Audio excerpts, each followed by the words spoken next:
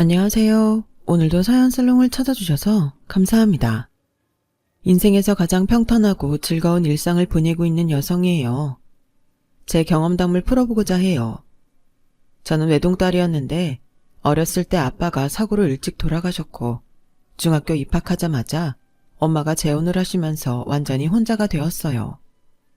엄마는 제가 모르는 분과 결혼을 하셨고 저를 영영 버리기를 원하셨거든요.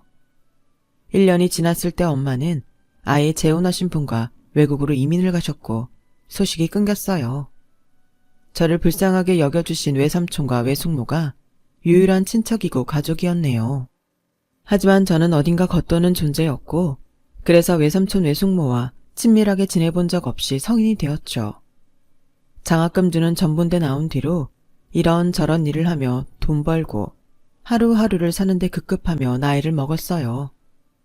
저는 늘 외로웠고 이런 저를 보듬어줄 사람을 원했던 것 같아요.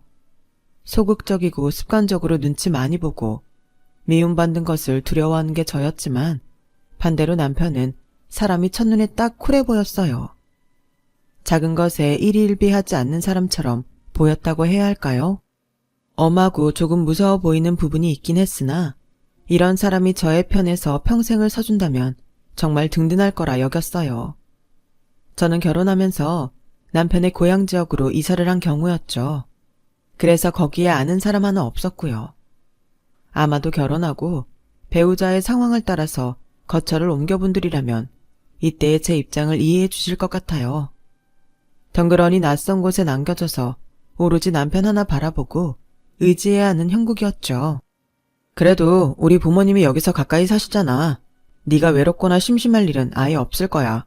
앞으로 네가 우리 부모님 좀 자주 찾아뵙고 말동무 해드리고 같이 시간 보내드려. 두 분은 딱히 하시는 일이 없거든. 너도 여기서 낯설고 아직 적응 못했는데 우리 부모님하고 먼저 가까워지면 좋지. 남편이 저를 달래며 위로하겠답시고 해줬던 말. 시부모님을 제가 가까이 모시라는 것이었죠. 시부모님은 저희 부부의 아파트 신혼집에서 버스로 7정거장 거리에 사셨어요.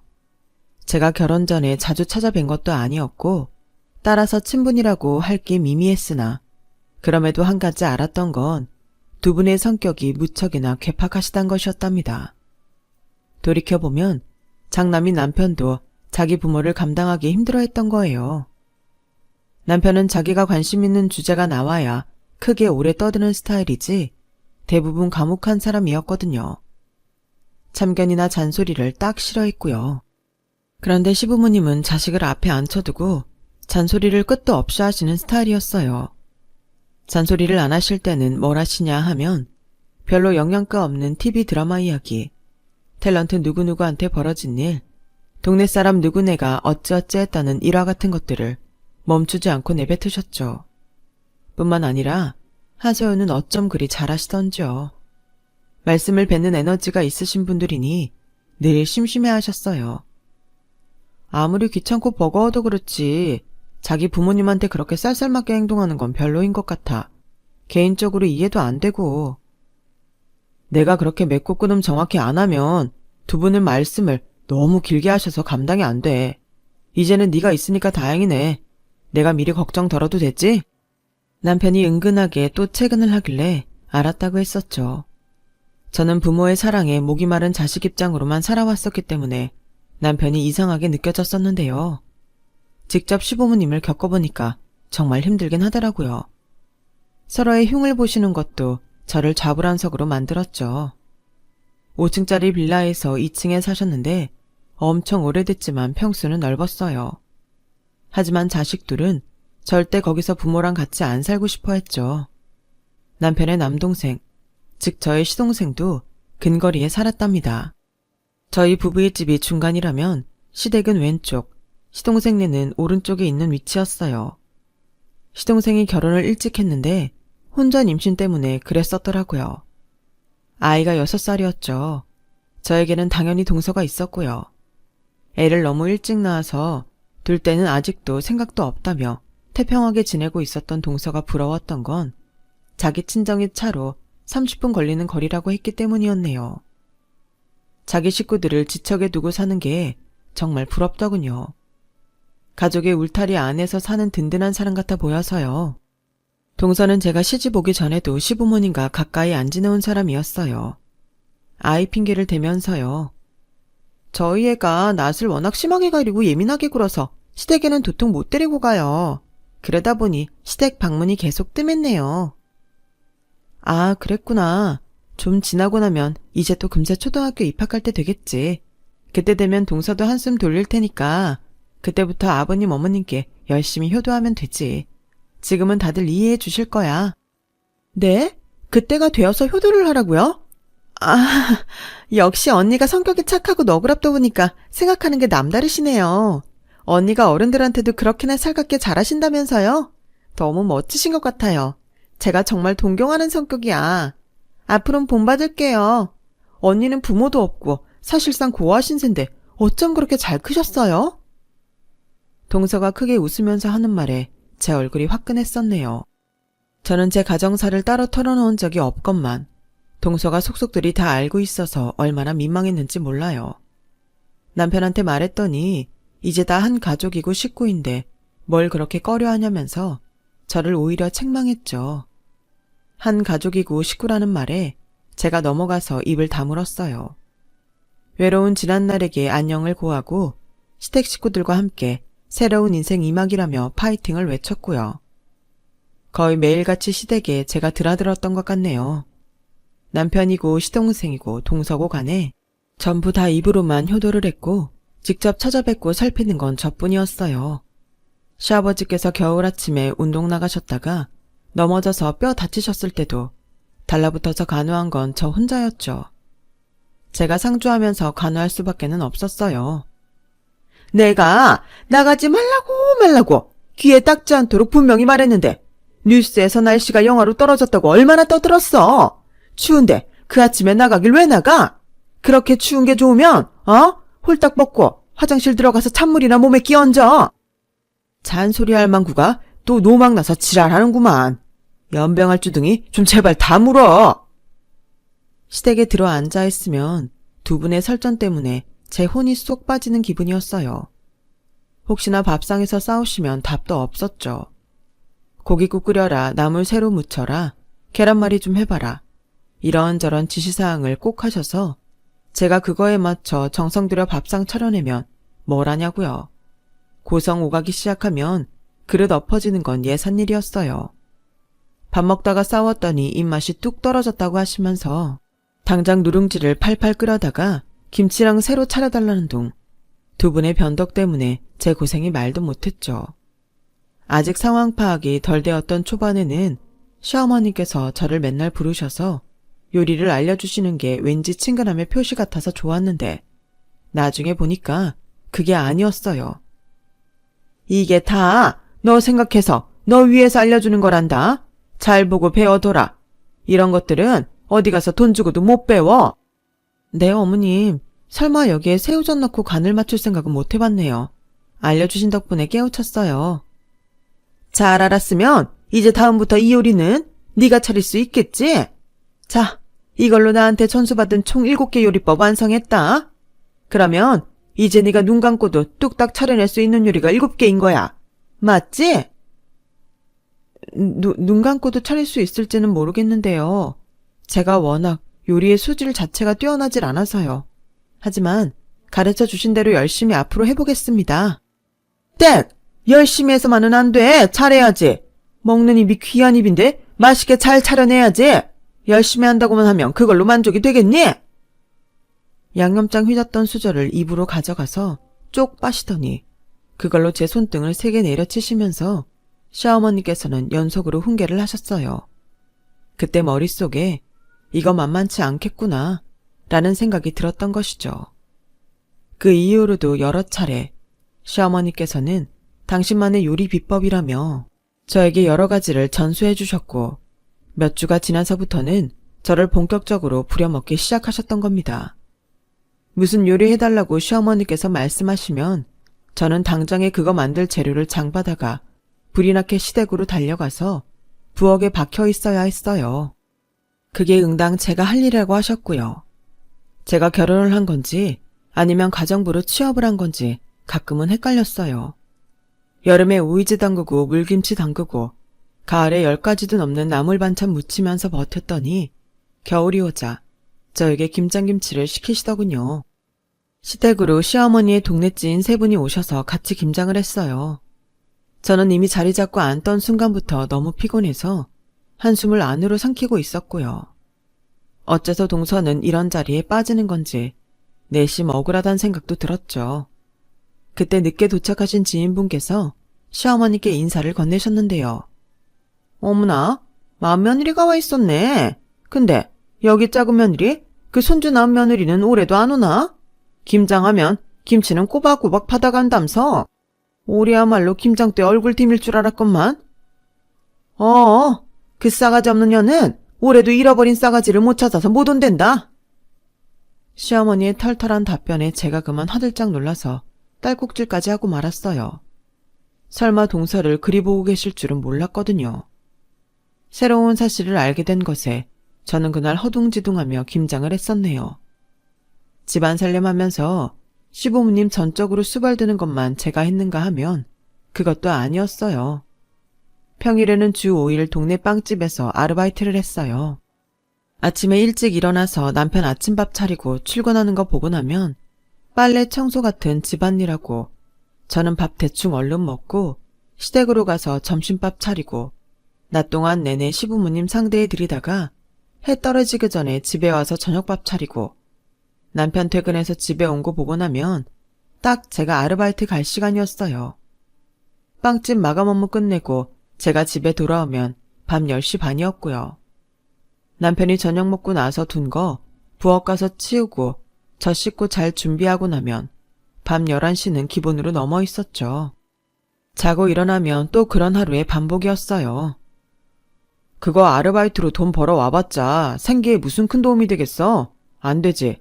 근데 오로지 너 위해서 하라고 하는 거야. 사회생활 감일치 말라고 내가 배려해주는 거라니까.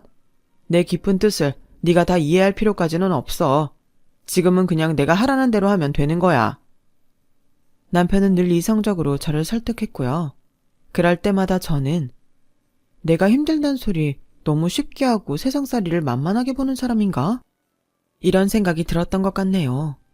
주말이면 저도 특별한 일정을 보내고 싶었어요. 그곳에서 친구도 없고 차도 없으니까 남편과 시댁 식구들만 저는 보고 있었죠. 저는 동서가 주말이면 저랑 놀아주길 바랬는데 한 번을 안 그랬어요. 동서는 친구들도 있고 자기 친정 식구들도 있으니까 놀 생대가 많았으니 이해는 해요. 그런데 남편의 사촌들이 타 지역에서 놀러 오면 동서도 거기에 끼었거든요. 저도 같이 놀고 싶다 그러면 거절당했어요. 아, 언니는 저희랑 통하는 게 별로 없으실 텐데 하루 종일 같이 있으면 불편하실 거예요. 언니 생각해서 말씀드리는 거예요. 기분이 상한 제가 남편한테 직접 저도 그런데 같이 다니면서 놀고 싶다 했죠. 남편이 짜증스럽게 제 말을 받았어요. 주말마다 어디 놀러 가고 싶어서 환장했어? 너 어디 멀리 가면 우리 부모님은 대체 누가 상대해드리는데? 네가 우리 부모님 도맡고 있는 책임자잖아. 놀러 가고 싶단 이유로 네 의무를 저버리면 안 돼. 내가 책임자라고? 언제부터? 당신은 아버님 어머님하고 있으면 불편하고 재미없다는 핑계로 찾아뵙지도 않잖아. 나만 보내놓고 당신은 뒷짐만 지고 있잖아. 자식이 먼저 솔선수범해야 하는 거 아니야? 너 이렇게 따박따박 지적하는 거 별로 보기 좋지 않아. 너답지 않다고. 너 지금 흥분한 모양인데 머리 좀 식혀.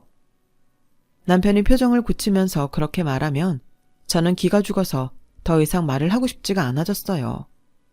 그러던 어느 주말, 동서가 시부모님께 손주를 보여드려야겠다고 얘기를 하더군요. 저는 당연히 혼자 아이 데리고 시댁 가기 민망하니까 저도 같이 가달라는 그런 건 줄 알았고요. 하지만 동서는 저에게 자기 아이를 떠맡긴 채 놀러가 버렸습니다.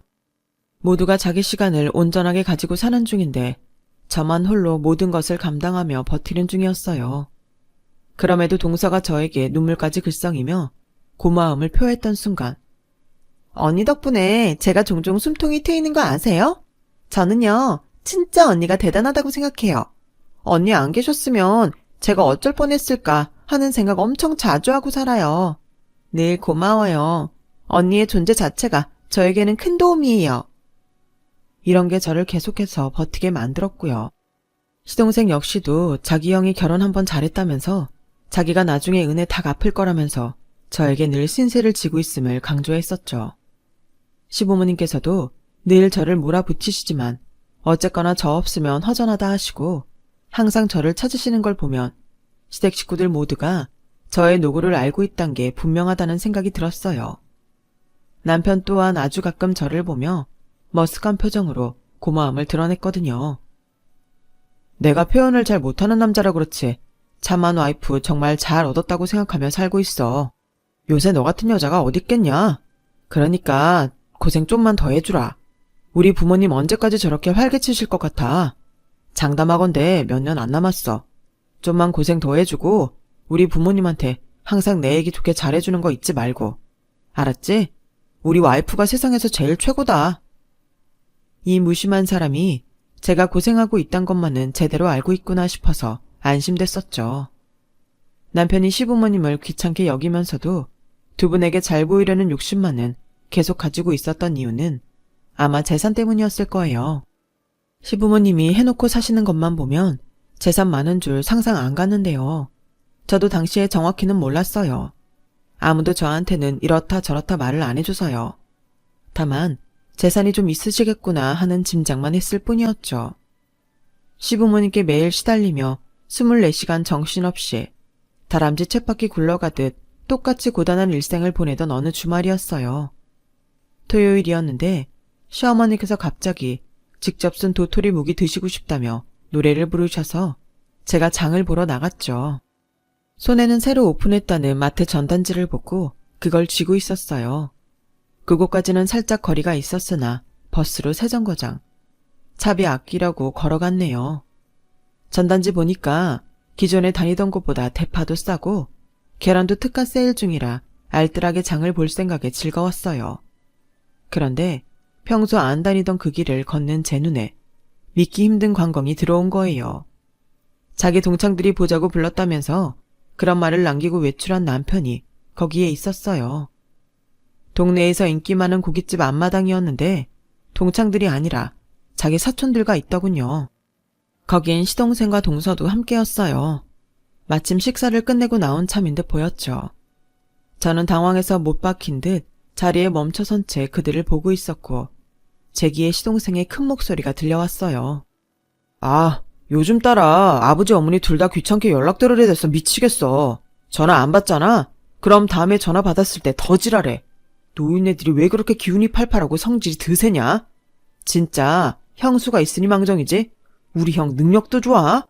어줍잖게 사는 집안 여자보다 아예 그렇게 가족이고 돈이고 뭣도 없어서 생각할 머리랑 자존심도 없는 여자랑 결혼하는 게 훨씬 낫네. 이런 현명한 판단을 어떻게 했어? 우리 집안 상황이 딱이야. 근데 너무 웃기지 않아? 형님 대접 안 해주는 건데 언니라 부른다고 엄청 좋아해. 윗사람 대접 못 받는 건 줄도 모르고 내가 자기를 언니라 부르니까 내가 자기 동생이 된 것 같다며 기뻐하는 게 너무 웃겨. 사람이 순수한 것도 그 정도면 백치가 아닐까? 시동생의 말을 깔깔거리며 받은 건 동서였고요. 충격에 휩싸인 저는 얼어붙었고 제 손에 들린 전단지가 볼품없이 구겨졌어요. 저처럼 말이죠. 그 두 사람이 신나게 웃자 사촌들도 모두 어깨를 들썩이며 따라 웃었고 제 남편은 피식거리고 있었어요. 어깨를 으쓱하는 모양새가 약간 우쭐해하는 듯도 싶었고요. 다들 말을 가려서 해. 우리를 대신해서 그 짜증나는 노인네들을 상대하는 숭고한 희생정신을 우리가 늘 기려야 한다고. 이윽고 남편이 익살스럽게 말했을 때 저는 모욕감에 치를 떨었습니다. 저는 그때 그깟 몇백 원 더 싸게 파는 거 보고 눈이 돌아가서 더 먼 곳까지 걸어서 장을 보러 가고 있었건만 이것들은 자기들끼리 저를 씻고 뜯고 있었다는 거였죠. 그런데 그 분노보다 더 컸던 게 뭔 줄 아시나요? 그럼에도 화를 표출하며 그들 앞에 당당히 나서서 소리를 지를 용기며 결단력이 부족한 제 자신을 너무 잘 아는 것에서 오는 패배의식이었어요. 저는 도망치듯 그곳을 벗어나서 공원으로 향한 후 멍하니 앉아 있었죠. 결혼해서 지금까지 제가 누리고 얻은 것이라고는 손에 들린 구겨진 전단지 하나뿐인 것 같다는 생각이 들더군요. 그날 그 자리에서 한참을 생각했어요. 저는 그저 결혼해서 심신의 깊은 안정을 찾고 싶었고 제 결혼 생활에 최선을 다하고 싶었을 뿐이었어요. 그런데 왜 그딴 모욕적인 취급을 받아야 하는지 이해가 안 되더라고요. 그 어느 때보다 눈물이 날 상황이었는데 되려 눈물이 안 나서 신기했네요. 문득 어느 순간이 되자 더는 이렇게 살고 싶지 않다는 생각이 제 머릿속으로 들어왔어요. 한 번이라도 나 자신을 마주하고 나 자신을 위해서 살아보자. 제발. 그렇게 애끓는 결심을 마친 저는 의연해졌죠. 그날 밤 남편이 휴대폰을 하던 도중에 잠이 들었길래 몰래 가져와서 봤어요. 제가 이런 짓을 할 수 있는 사람이라고는 상상도 못한 남편의 휴대폰에는 잠금이 안 걸려 있었어요. 문자랑 카톡을 찾아봤는데 아니길 바랐건만 저를 우습게 깔보고 조롱한 대화 내용이 존재하였어요. 대화 상대는 시댁 식구들인 시동생, 동서, 사촌들이었고요. 저는 떨리는 손으로 그걸 증거로 남기기 위해 제 휴대폰을 가져와 그 화면을 찍었네요. 동서가 남편한테 보낸 내용 하나가 제 시선을 붙잡았고 제 가슴이 뭉개지는 줄 알았어요. 보내주신 쿠폰 덕분에 맛있는 빵 사다가 커피 한잔 했어요. 다른 것보다도 그게 제 심장을 후벼 팠어요. 저한테 밖에서 커피 사 마실 거면 한 잔에 1,500원 하는 카페 가라고, 거기만 가라고 지정해줬던 남편이었죠. 제가 고된 마감 아르바이트 끝나고 빵 한두 개 챙겨올 때가 있었는데 남편은 그걸 자기 출근 가방에다가 챙겨놨어요. 자기 회사 간식으로 먹을 거라고요. 저도 빵 좋아하고 잘 먹거든요. 빵집 출근하면 마감 업무라서 바로 정리작업부터 시작하느라 빵을 먹고 자시고 할 수도 없었어요. 그래서 그 집 빵을 저도 잘 먹어본 적이 없었거든요. 남편 위해서 저한테 물어보지도 않고 무조건 빵을 빼앗아 가는 걸 그냥 뒀어요. 그런데 동서한테 파리바게트 빵집 쿠폰 보내고 스타벅스 카페 쿠폰 보내고 그런 걸 보니까 제 안에 무언가가 그냥 무너져 내리는 기분이었어요. 남편이 동서한테 그 쿠폰들을 보내준 이유가 있었죠. 앞으로도 세상 물정 모르는 우리 마누라 꽉 잡고 제대로 기강 잡아줘. 딴 놈 못 팔게. 오직 자기 시댁만 알고 살도록 분위기 잘 조성해주면 돼. 애정, 기대, 신뢰 그런 것들이 모두 사라졌어요. 정말 제가 세상에서 가장 불쌍하고도 미련한 바보가 된 것 같았죠. 저는 다음날 아침밥을 안 차렸어요. 이불 속에 몸을 숨기고 남편이 아침밥 타령하는 걸 가만히 듣고 있었고요. 남편 출근 후에는 제가 시댁으로 곧장 향했어요. 저는 이혼을 할 작정이었고 그러기 위해서는 시부모님께 먼저 고하는 것이 수월할 거라는 본능적인 직감이 들었거든요. 아버님, 어머님, 저 이혼하려고 합니다. 그렇게 결심한 이유는 더 이상 못 해먹겠어서입니다. 제가 조용히 말씀드리자 두 분은 침묵을 지키시며 저의 안색을 살피셨어요. 거짓도 농담도 아니란 것을 가늠하시는 모양이었죠. 이혼 얘기 꺼내면 득달같이 난리치실 줄 알았는데 고요하셔서 저는 당황했어요. 시어머니께서는 제가 이렇게 인내심이 얄팍한 사람이라 생각하지 않으신다면서 진짜 이유가 뭐냐고 가라앉은 목소리로 물어보셨어요.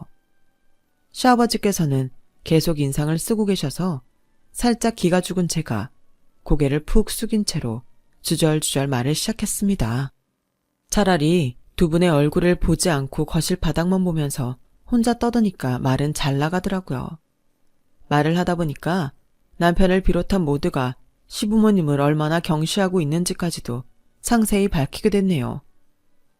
이런 고약한, 이런 우라질, 이런 몹쓸 것들을 다 보았나. 망할 것들.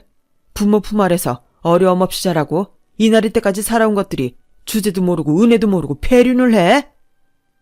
시아버지께서는 이를 가시며 분노하셨고 그 소리에 놀란 제가 고개를 들었을 땐 온몸을 부들부들 떨고 계시는 시어머니와 눈이 마주쳤죠. 그때 시어머니께서 신경질적으로 외치셨어요. 이혼해. 당장 이혼해서 갈라서버려. 어차피 네가 여기서 무슨 좋은 꼴을 보길 기대하고 더 붙어있을 수 있겠니? 그럴 수도 없잖아.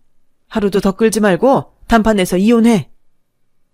기세에 깜짝 놀란 제가 저도 모르게 고개를 열심히 끄덕였네요.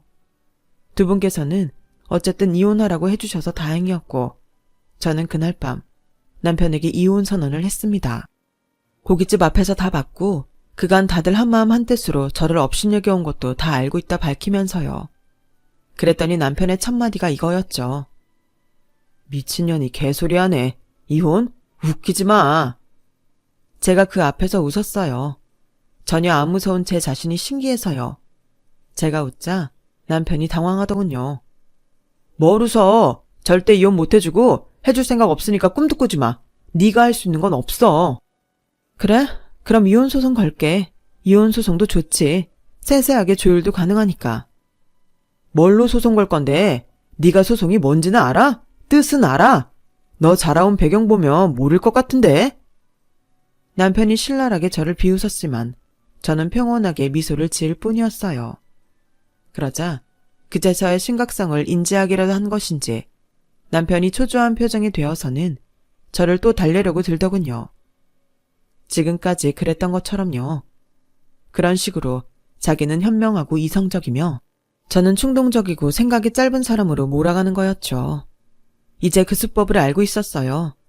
남편이란 작자의 실체를 알고 나니까 자연스레 깨달아지더군요. 너 지금 이러는 거 너한테 이득될 거 하나도 없어. 너 잘 생각해야 돼. 제발 마음 좀 넓게 써라. 네가 이해하고 넘어가주면 될 일이잖아. 왜? 내가 왜 그래야 돼? 왜 나는 마음이 넓어야 하고 늘 양보해야 하고 늘 참아야 하고 늘 하라는 대로만 해야 돼? 제 울분이 담긴 반문에 남편이 할 말을 잃고서 입술만 깨물었어요. 저한테 반격할 거리를 찾아내기 전에 제가 선수쳤죠. 당신, 내가 이거 딱 하나만 물어보자. 나한테 안 미안하니? 짧은 물음에는 수많은 것들이 함축되어 있었어요. 남편의 귀가 빨개지더니 차마 대답을 못하겠는지 조용히 고개를 떨구더군요. 제가 차갑게 말했죠. 사과 따윈 안 봐라. 당신이 사과할 수 있는 놈이면 나한테 안 그랬어. 이젠 그 사실을 내가 분명히 알아. 지금은 그저 이혼만 하고 싶을 뿐이야. 당신이라는 끔찍한 감옥에서 제발 벗어나게 해주라. 미안해. 내가 다 잘못했어. 너무 추잡하고 찌질하게 굴었어. 다 반성하고 있으니까 내 사과 한 번만 받아줘. 내 행동 미치게 후회해 지금. 남편이 허겁지겁 제 발치에 무릎을 꿇으며 빌었어요. 그 모습을 보면서 조금도 측은지심이 들지 않았고 제 안에서 남편을 이미 타인으로 규정하고 있음을 알아냈네요. 저는 이미 늦어도 한참 늦었다고 마지막 대답을 해주었고 남편은 눈물만 줄줄 흘렸죠. 이튿날 동서가 저를 보자고 했어요. 제가 어떻게 반응을 해줄까 고민하다가 이렇게 말했죠. 내가 네가 보자고 하면 나가야 하는 사람이니? 언니, 그게 아니라요. 커피 한 잔 사드리고 싶어서 그래요. 제가 그쪽으로 갈게요. 오후에 단지 앞 저가 커피에서 볼까요? 사거리 스타벅스에서 봐. 시간은 2시 정각. 할 말 마치고 먼저 전화를 끊는데 제 속에서 뭔가 시원한 바람이 불어오더군요. 겨우 이까지 것으로 맛볼 수 있는 해방감이었다니 한편으로는 씁쓸하기도 했네요. 스타벅스에서 만난 동서. 저한테 기본 아메리카노 마실 거냐고 묻길래 달콤한 거 넣고 얼음으로 간 거 시켰어요. 한 잔에 7,000원이 넘더군요. 떨떠름하게 계산을 마친 동서가 그 특유의 착한 척하는 미소를 지으며 먼저 포문을 열었어요. 언니, 뭔가 오해가 있으셨던 모양이에요. 제가 오해를 좀 풀어드리고 싶어서요. 언니 같은 소리 하고 있네. 소름 끼치니까 그만해.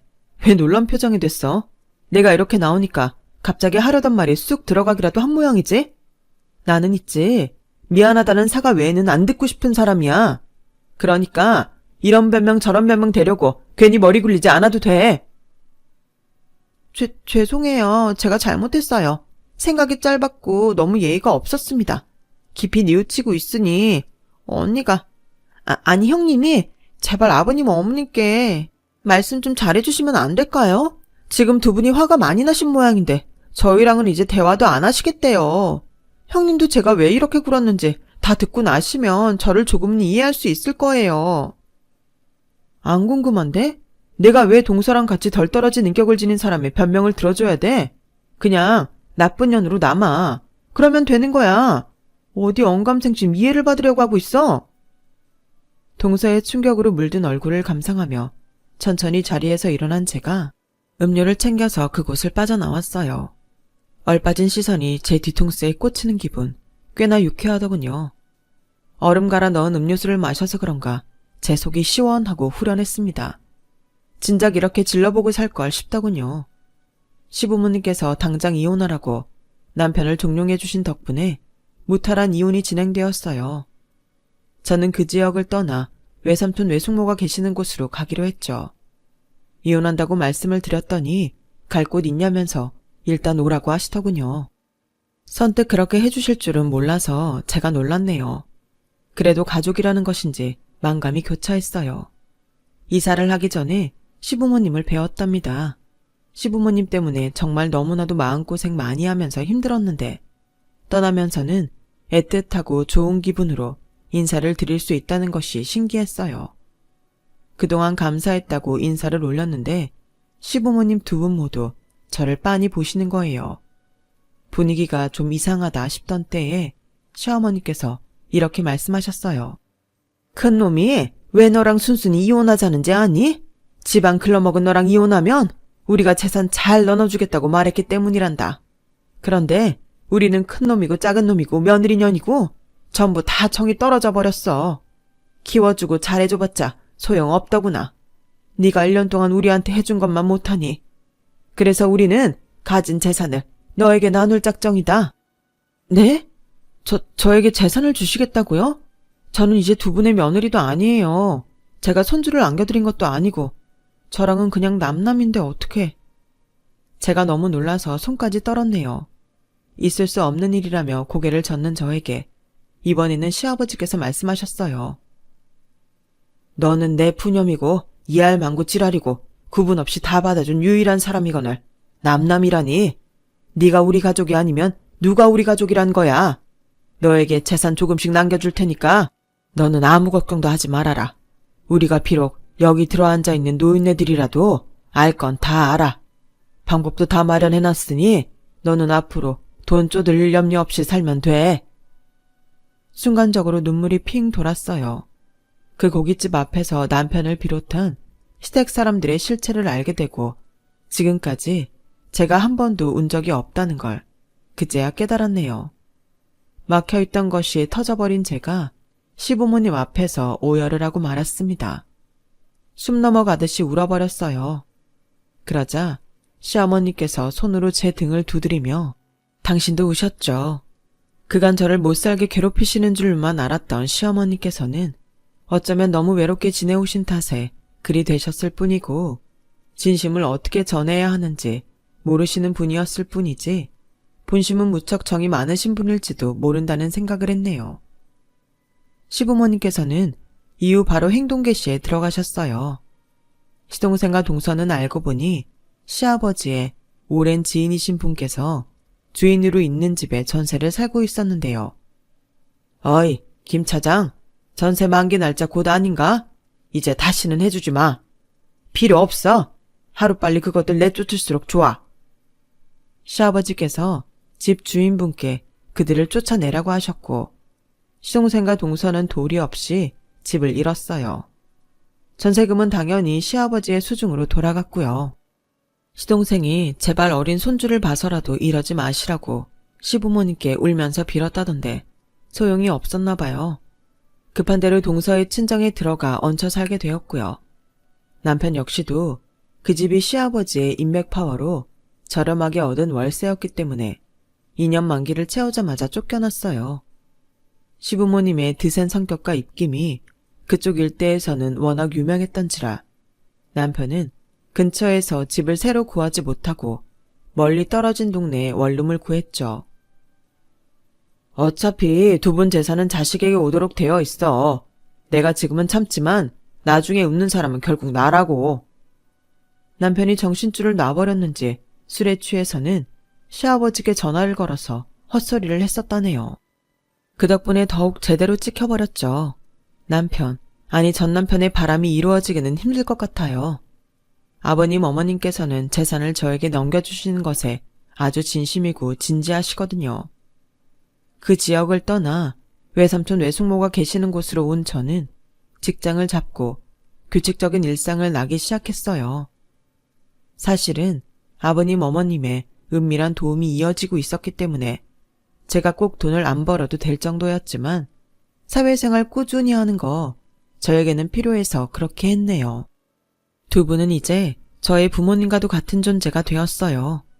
제가 살고 있는 이쪽에 고향 친구 몇 분이 살고 계신다면서 아버님께서 운을 떼셨는데 어머님께서도 반색을 하시며 아예 이사를 하고 싶다 하셨죠.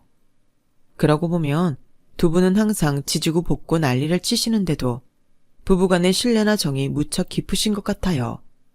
그런 게 바로 진짜 백이 부부의 모습이겠죠. 저도 그런 인연을 새로 만날 수 있다는 즐거운 상상을 한답니다. 두 분께서 이사를 오신다면 또 다른 일상이 펼쳐지겠네요. 저도 두 분의 며느리로 지내는 동안 오만 정이 다 들었는지 내심 두 분의 존재가 그리웠어요. 다시 근처에 살게 된다면 이전과는 다른 모습으로 잘 지내볼 수 있지 않을까요? 부모님이 없어서 서럽고 힘들다고 하늘을 향해 눈물로 기도했던 제 학창시절의 보답이 혹시 이런 식으로 이뤄지는 걸까 싶기도 하네요. 제 이야기는 이쯤에서 마무리를 지을게요. 들어주셔서 고맙습니다. 건강하세요. 여러분, 사연 댓글에 응원과 현명한 조언 부탁드려요. 좋아요와 구독은 저에게 큰 힘이 됩니다. 오늘도 좋은 일 가득하세요.